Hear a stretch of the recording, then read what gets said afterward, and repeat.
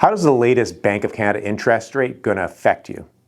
Well, the good news is that they only raised it half a point. A lot of people thought they may raise it 0.75. Now, the news that people aren't talking about as much is they're saying, well, now it's only at 3.75. However, only a little while ago it was at 0.25. You say, well, that's not a big difference. But in fact, going from 0.25 to 3.75 is a 1,500% increase. And what does that mean? Well, that means that anybody who's looking to buy a house cannot afford as much house. If you're going to be refinancing your current house, it's going to cost you a lot more money. Plus, what a lot of people haven't talked about is if you're looking to save money, because people are feeling the pinch in other ways right now with everything increasing in price, you want to downsize. Your current mortgage may be at a lower rate than you're going to get on a new place. So even though you may downgrade your house and go to a lesser priced house, it actually may cost you more. So now what do you need to do if you're going into the future here to try and save money?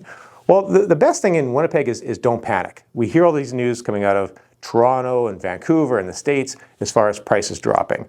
Historically, when the market has dropped and we see all these things happening around the world, Winnipeg has stayed very stable. In fact, in like 07, 08, when everything was happening in the States, we saw a 2.2% dip, which meant if you had a $300,000 house, it maybe went down $6,000.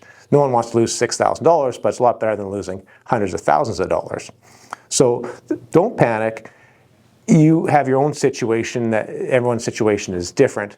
So make your own decisions on what you need as far as if you want to be locking in on a variable rate mortgage if your mortgage is coming due, or looking at a fixed term, maybe a longer fixed term, that's the way you know what you're going to pay into the future, or maybe just a short term. Because going into next year, or December is going to be their next rate hike, and likely they're going to raise that again.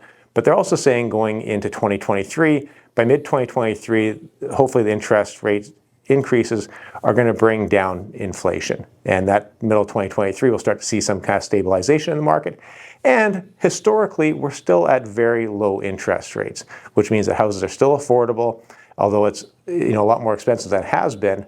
But the main thing is not to panic. We know what's going to happen going into the future. Interest rates are going to go up slightly, but they will stabilize. If you want any more information on that, feel free to reach out anytime here at the office, 204-925-2900.